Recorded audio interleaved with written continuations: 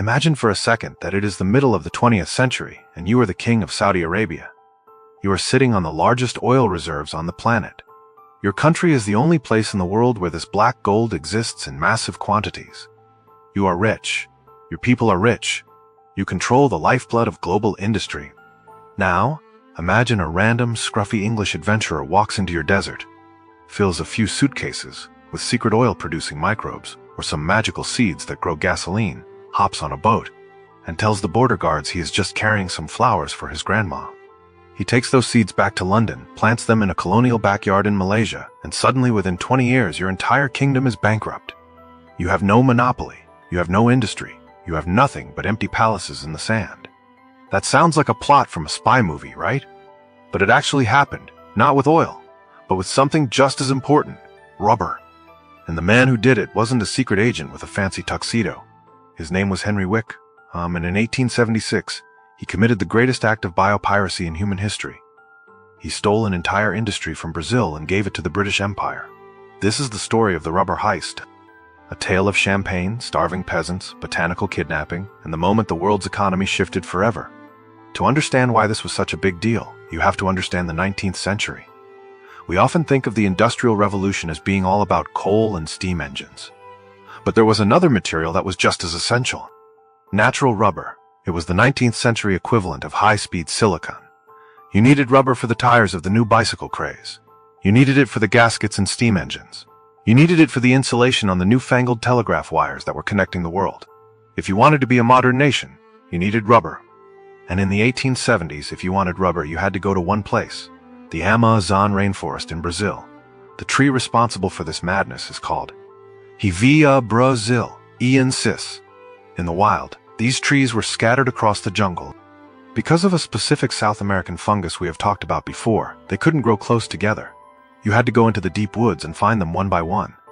This was slow, difficult, and dangerous work. But Brazil didn't care. They had a global monopoly. They controlled the price, and they guarded those seeds like they were the crown jewels. Exporting rubber seeds was a crime punishable by death. They weren't stupid.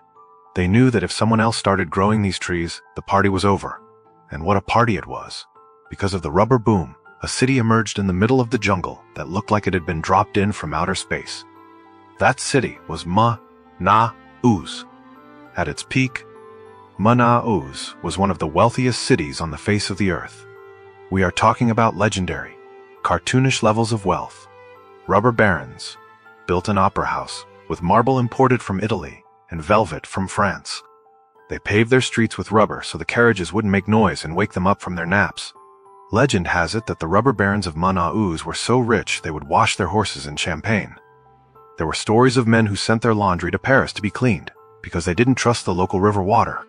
They had electric streetlights and trams before London or New York did. It was a gilded jungle. But the foundation of this city of light was incredibly fragile. It was built on a single tree that the British desperately wanted to steal. The British Empire at the time was the world's ultimate shopping center. They wanted to grow everything themselves within their own colonies. They had successfully stolen tea from China, and now they had their sights set on rubber. But how do you steal 70,000 seeds from a jungle that is guarded by a whole country? Enter Henry Wickham. He was a struggling planter, an adventurer, and let's be honest, a bit of a failure. He had tried to grow tobacco in Brazil and failed. He was broke. He was desperate. But he knew the Amazon, and he knew how the British government worked. He reached out to the director of Kew Gardens in London, a guy named Joseph Hooker. Hooker was essentially the head of British botanical intelligence. They came up with a plan.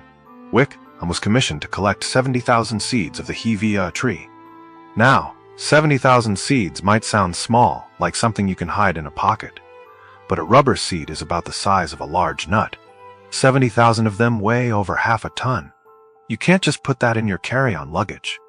In the spring of 1876, a British ship called the Amazonas arrived in the region. Wickham saw his chance. He chartered the ship, claiming it was for a large cargo of specimens for Queen Victoria. He spent weeks deep in the jungle, employing local tribes to help him gather the freshest, fattest seeds he could find. This was a race against time. Rubber seeds are extremely delicate. If they dry out or sit too long, they die. He had to get them across the ocean fast. When the ship reached the Brazilian customs house at Burlom, Wickham's heart must have been beating in his ears. He was carrying enough illegal cargo to get him thrown into a dungeon forever. He approached the customs officials and pulled off the ultimate bluff. He told them he was carrying highly delicate botanical specimens that were a personal gift for the Queen of England. He claimed they were very rare, very fragile, and that any delay in inspecting them would cause them to die, which would be a huge diplomatic insult to Her Majesty. The officials, perhaps not wanting to start a war with the British Empire over some flowers, or perhaps because they were just tired, let the ship pass. They didn't open the crates. They didn't check the bags. They just waved the man through. Henry Wickham sailed out of the mouth of the Amazon, carrying the future of Brazil's economy in the belly of his ship. When he reached Liverpool, he didn't even wait for his luggage. He hopped on a train to London and rushed to Kew Gardens in the middle of the night. He woke up Joseph Hooker and told him the babies had arrived. The staff at Kew Gardens went into crisis mode. They cleared out their specialized greenhouses, cranked up the heat to mimic the tropics, and began planting. Out of those 70,000 seeds, only about 2,700 survived the trip and sprouted. But in the world of biology, that is all you need. Those few survivors were the genetic ancestors of almost every rubber tree in Southeast Asia today. The British shipped the seedlings to Sri Lanka and later to Malaysia. And this is where the business part of the story gets brutal. In the Amazon, rubber was harvested from wild trees. You had to pay people to trek through the jungle, find a tree, tap it, and come back. It was inefficient. But in the British colonies of Asia, they didn't do wild. They did factory. They cleared the jungle and planted the trees in perfectly straight rows, the green deserts we talked about before. They could grow thousands of trees in a small area, and because there were no South American leaf blights in Asia, the trees grew like crazy. Within 30 years, the price of rubber collapsed. The Asian plantations could produce 10 times as much rubber for half the cost. By 1910, Brazil's monopoly was shattered. The party in Manaus didn't just end, it exploded. The champagne ran out. The laundry stopped going to Paris. The rubber barons, who just a few years earlier were lighting their cigars with $1,000 bills, suddenly found themselves penniless. The Grand Opera House was left to rot. The luxury trams stopped running. People fled the city. Manaus went from the wealthiest city in the Americas to a ghost town in the middle of a forest. The Brazilians called it the Great Betrayal. Henry Wickham was branded a criminal, a thief, and the king of biopirates. But back in England, he was a hero. He was the man who had secured the future of British industry. He was given a knighthood. Sir Henry one man's thief is another man's knight. This is the cold, hard reality of the globalized world. Information is power, but biology is the ultimate prize. Henry Wickham's heist showed that you don't need 1,000 tanks to conquer a country. You just need 70,000 seeds and a really good lie. He proved that once you lose control of your biological secrets, you lose control of your future. Think about the world today. We are still living in the shadow of Wickham's heist. Because he took those seeds from a very small area, the rubber industry in Asia is still a massive monoculture of clones. Every time you drive your car or see an airplane land, you are relying on the genetic descendants of those 70,000 seeds smuggled in 1876. We are all living on the loot of a 19th century botanical robbery. And what about Brazil? They never really recovered. They tried to fight back. They tried to create their own plantations. But they could never compete with the scale and the speed of the Asian markets. The jungle eventually reclaimed many of the old estates. Today, the Amazon is still there, and the hevea trees are still there, growing slowly in the shade. But the black gold has moved on, so the next time you see a piece of rubber, maybe it's an eraser on your pencil or a seal in your coffee machine.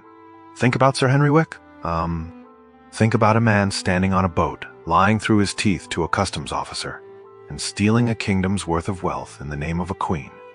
It is a reminder that the world can change on a dime, or in this case, on a seed. Global trade isn't just about ships and money. It is a game of biological chess. And in 1876, the British played a move that Brazil is still feeling today.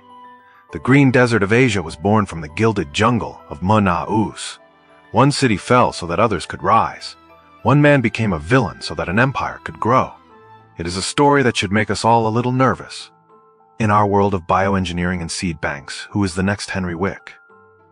What other specimens for the Queen are being carried across borders today that will change the next century?